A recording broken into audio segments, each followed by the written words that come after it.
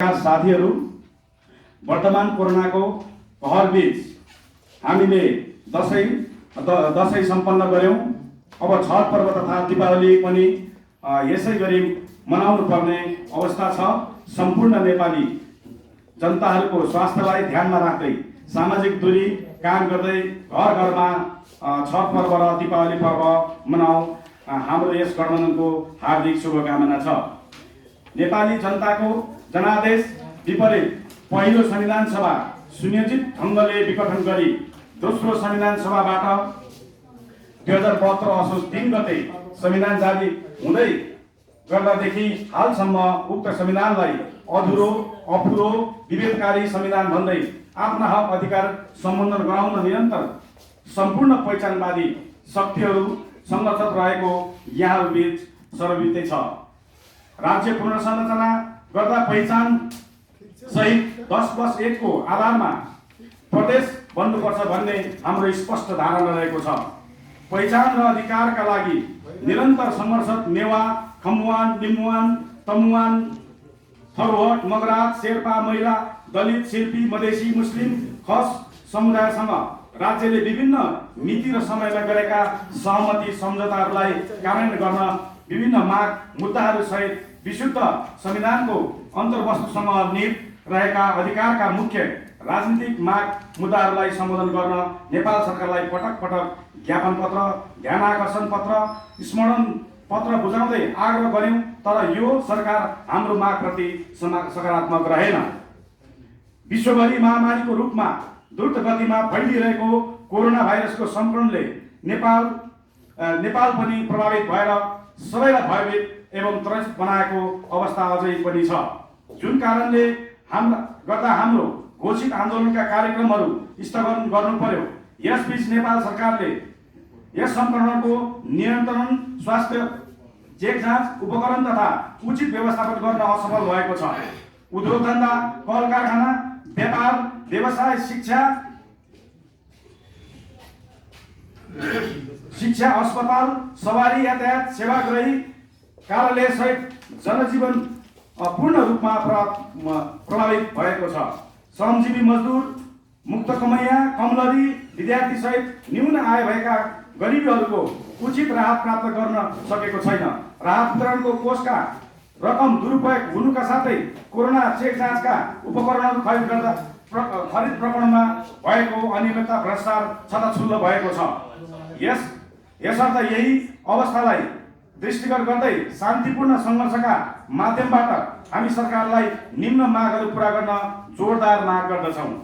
संघीयता संस्थागत गर्न संविधानको धारा 274 लगायत सम्पूर्ण पहिचान विरोधी धारा, उपधारा र अनुसूची 4 संशोधन गर्नुपर्ने, थर्मल आन्दोलनका क्रममा लगायत विभिन्न तपाईँको अधिकारको लागि भएका आन्दोलनमा र टिकापुर घटना पश्चात षड्यन्त्रपूर्वक विभिन्न अभियोगमा झुटा मुद्दा लगाई फसाइएका थर्मल राजनीतिक राजबन्दीहरू कैलाली क्षेत्रमा 1 बाट निर्वाचित प्रतिनिधि सभा सदस्य मानिने रेशमलाल चौधरी लगायत थर्मल आन्दोलनकारी सबैको झुटा मुद्दा सरकारले मुद्दा फिर्ता गरी खारेज गरी बन्दीहरूलाई निशर्त रिहा गर्नुपर्ने, अन्तर्राष्ट्रिय श्रम संगठन महासन्धि ILO 169 आदिवासी अधिकार सम्बन्धी संयुक्त राष्ट्र सङ्घीय घोषणा पत्र 2007 प्रदत्त गरेका हक अधिकारको प्रभावकारी कार्यान्वयन सहित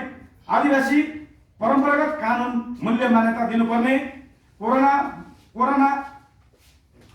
कोरोनाबाट प्रभावित जनताहरूको उचित स्वास्थ्य जाँच निःशुल्क रूपमा गर्नुपर्ने, सरकारले व्यापक रूपमा गर्दै आइरहेको संस्थागत भ्रष्टाचारहरूलाई तत्काल बन्द गर्नुपर्ने तथा जनताको जीवन निर्वाहलाई ध्यान राखी कोरोना प्रभावितहरूलाई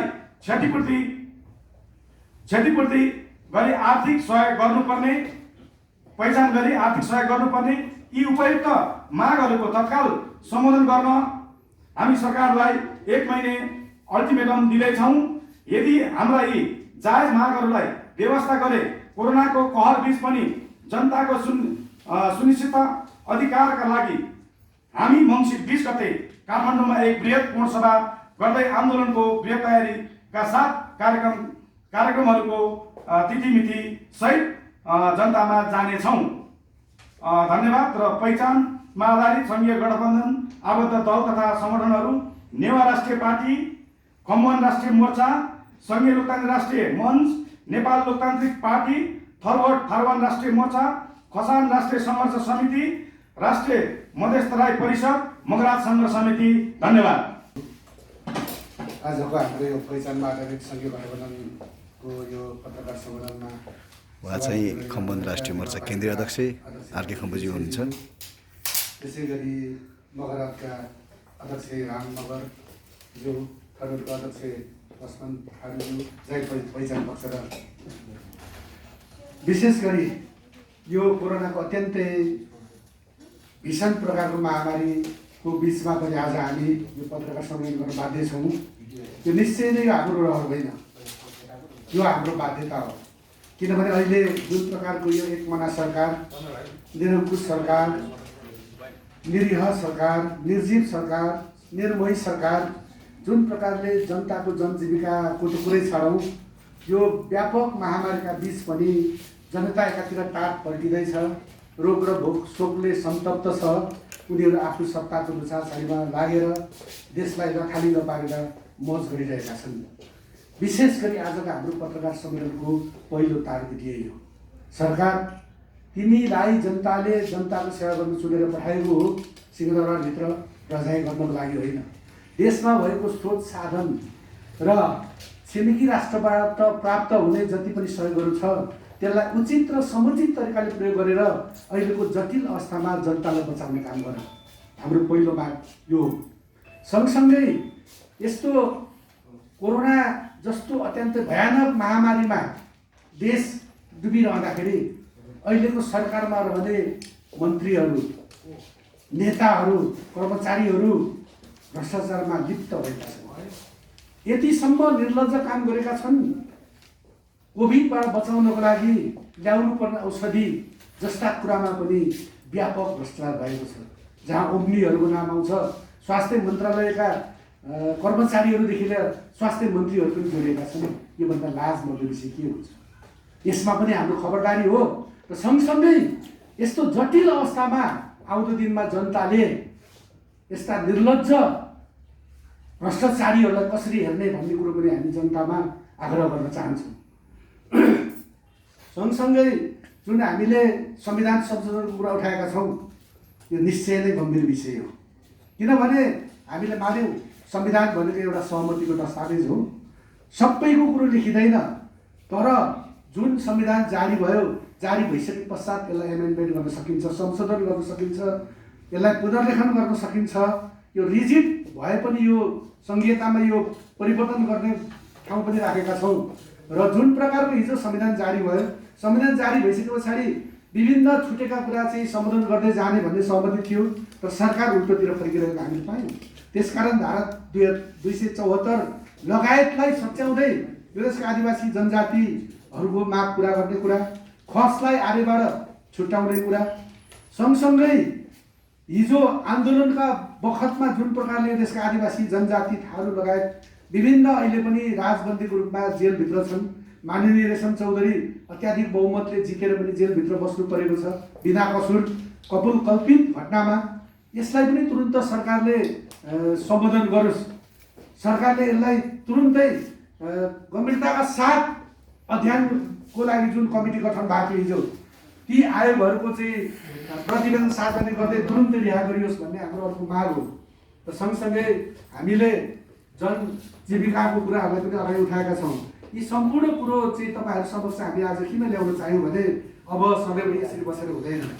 यो देशमा रहेका नेकपा र काङ्ग्रेस भन्ने पार्टीहरू एक प्रकारले अब नेस्तनाबुद भइसके। जनताको जनजीविकाको सवाल, देशको विकासको सवाल, देशमा अमन चयन गर्ने कार्य, यी सम्पूर्ण कुरोहरू के छ भनेदेखि करिब सरकारले छोडिसक्यो। र अब हाम्रो काँधमा यो विषय आयो। अब हामीले जनतालाई सचेत गराउँदै सडकबाट यी विषयलाई उठाउँदै यस्ता जनताको जनमत लिएर देशलाई अधोगतिमा लाउनेहरूलाई नेस्तनाबुद गर्ने, त्यो जुन घोडामा चढेको छन् त्यसबाट उतारेर सडकमा पछार्नु पर्ने दिन आएको हुनाले आज हामी यही कुरो सरकारलाई 1 महिना अल्टिमेटम राखेर हामीले सार्वजनिक गर्नलाई पत्रकार सम्मेलन गरेका हौँ र पत्रकार बन्धुहरूले यस कुरोलाई सशक्त ढङ्गले लगिदिनु हुन्छ भन्ने हामीले ठानेका छौँ। किनभने पत्रकार भनेको देशको पहिलो आँखा हो, चौथो होइन पहिलो भन्छौँ हामी।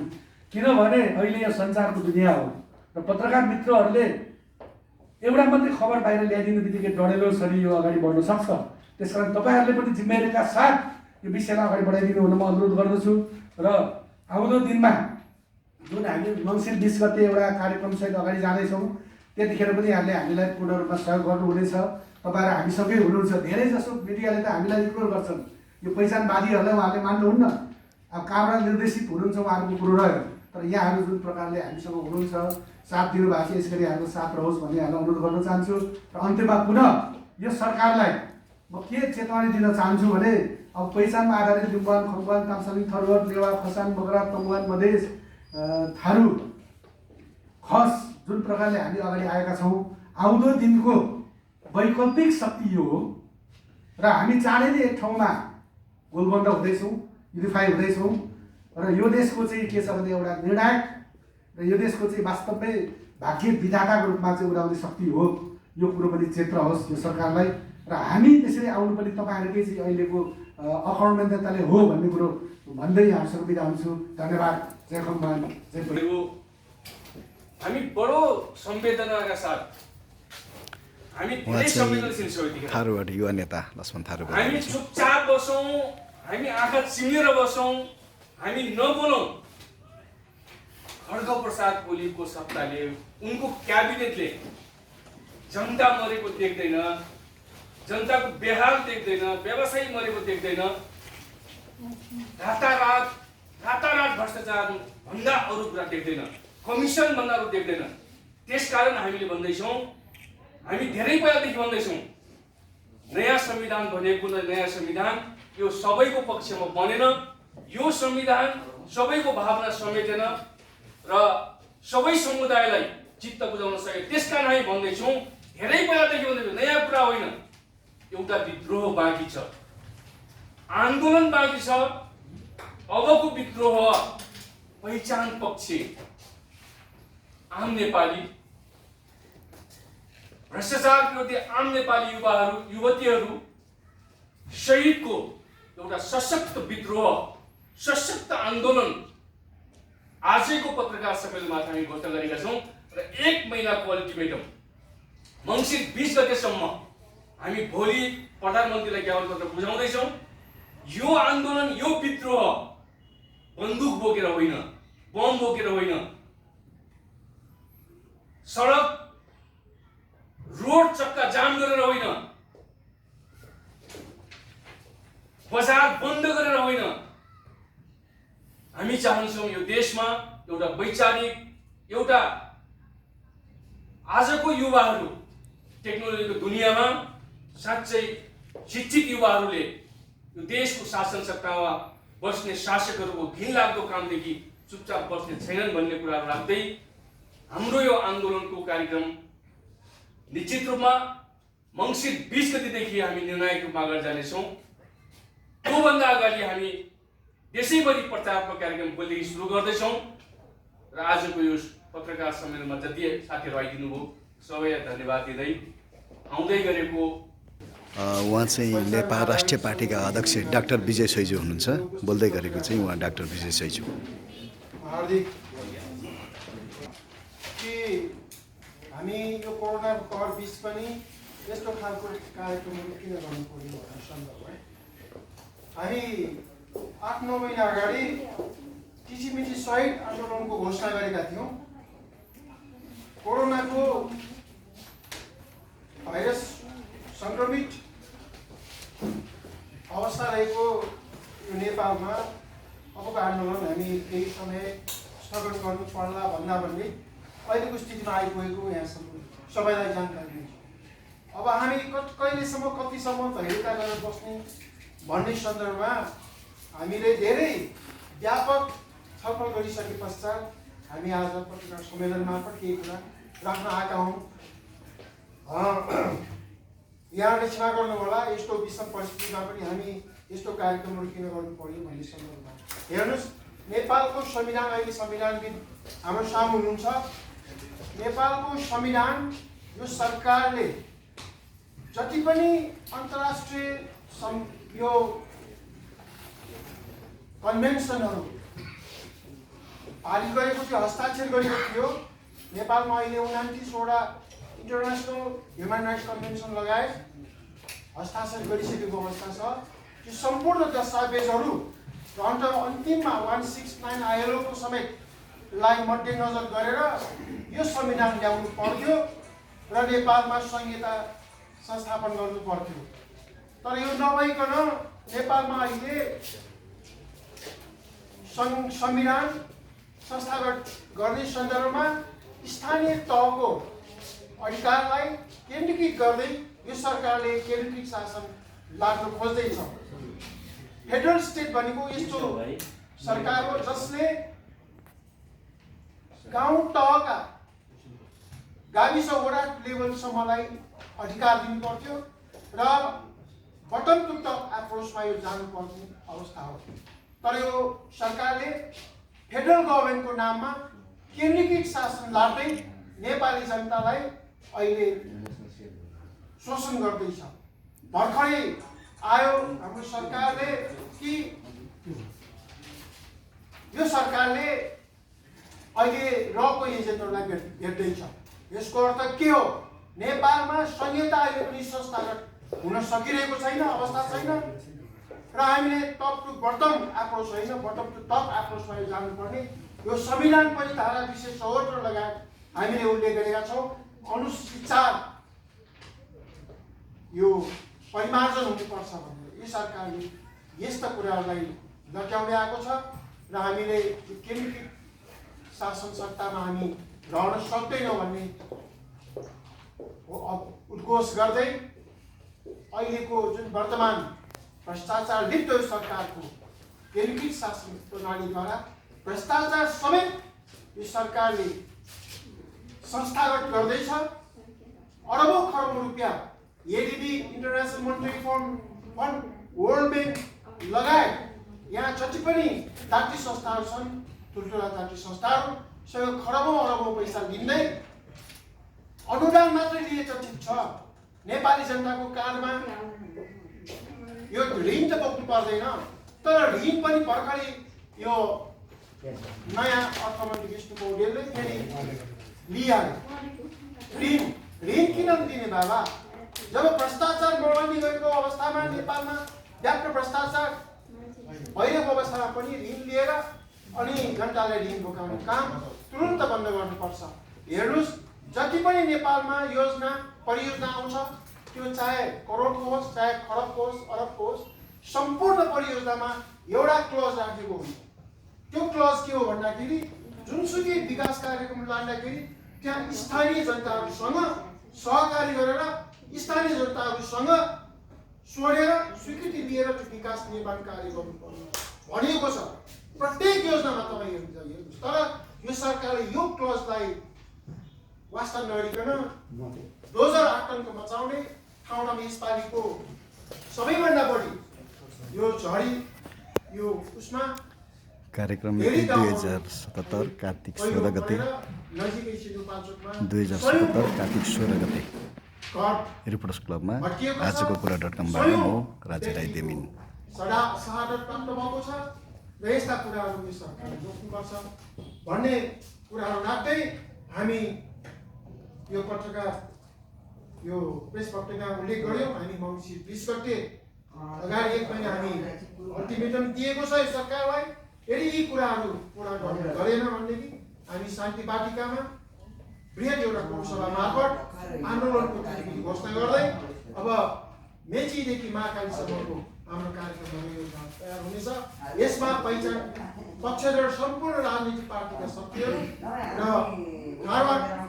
थारूवान राष्ट्रिय मोर्चा लगायतका मगरा कमान लगायत लगायतका चाहिने शक्तिले यो देशमा एउटा आन्दोलन छेड्नेछ। यति भन्ने म यहाँसँग बिदा माग्छु। आज यो पत्रकार सम्मेलन यही समाप्त भएको छ।